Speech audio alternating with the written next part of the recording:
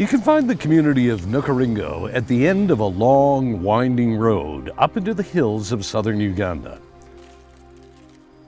From the air, you can see the small farms, bananas, pole beans, matoke, basic foods that keep families fed when the rains cooperate. If the family's fortunate enough to have a cow, they can sell some of the milk to maybe purchase a chicken or a pig. The village of Nukaringo is built on a ridge. One side overlooks a string of volcanoes. The other, the Bwindi impenetrable forest, a dense jungle home to a commodity the entire community shares: gorillas, mountain gorillas. Just a few years ago, these majestic, intelligent creatures were nearing extinction. They were hunted by poachers who sold them as trophies. Now, through thoughtful conservation tactics focused on helping communities to find alternative sources of income, the mountain gorilla numbers are growing.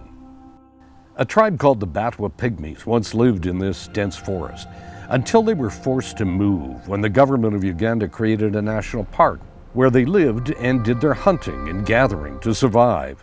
They were never farmers and struggle immensely in this new reality. They need employment, opportunities to learn new skills, perhaps start their own businesses to engage in the local economy. I've been connected with this community for more than 10 years, taking people gorilla tracking and now sowing. Sowing Seeds is now teaming up with a local charity by the name of the Gorilla Junction Foundation. And Sowing Seeds is getting some amazing support financially from the Rotary Club of Calgary Downtown. I just happened to be having dinner one evening with the founder of the Gorilla Junction Foundation, a local businesswoman who was telling me about a dream she had to create a training center to train young people in the use of computers and to train others in tailoring. I said to her, stop right there. I just happen to know an organization that would be a perfect fit to make this a reality. So I told her all about Sowing Seeds and the amazing work that the organization has done over the past 20 plus years.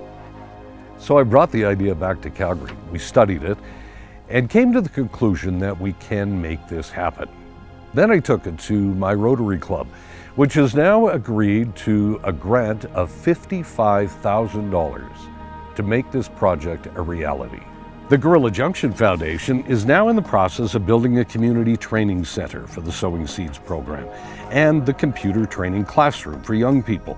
Gene Hunt and I visited the site late last year. It had been leveled to let construction begin, which it now has. The walls are up and it will be ready for the Sowing Seeds beginner training program in May of 2025. Now, the Rotary grant will cover about 2/3 of the cost of this program. The remainder of the funding will come from events like this evening's gala. It's the largest grant that Sowing Seeds has received and immensely important for this project.